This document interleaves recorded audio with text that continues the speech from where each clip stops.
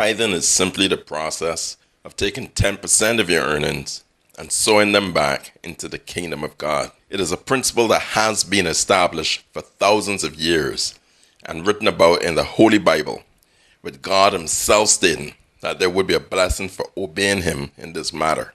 Several business persons today tithe from their businesses.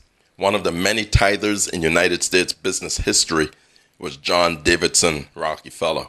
Rockefeller's tithing practices began from the days of his first paycheck and continued throughout the remainder of his life.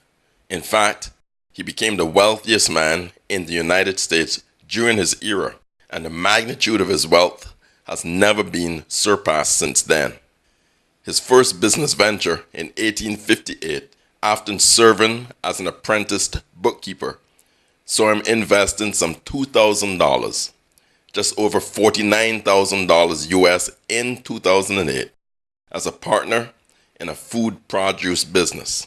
7 years later, in 1865, he bought out his partner's interest in an oil refinery operation that they had branched into for the princely sum of $72,500, the equivalent of just over $740,000 US dollars in 2008.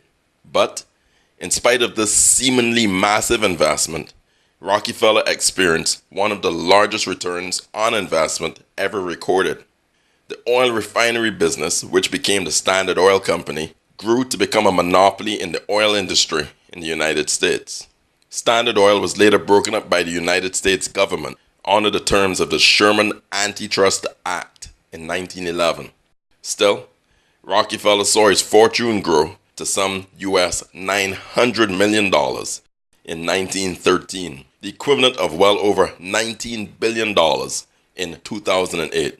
$72,500 in 1865 to $900 million in 1913, some 48 years later, represented a 1.2 million percentage return on investment, or 12,410 times what he had invested. This amounted to an average annual rate of return of over 21% every year for 48 years on his investment.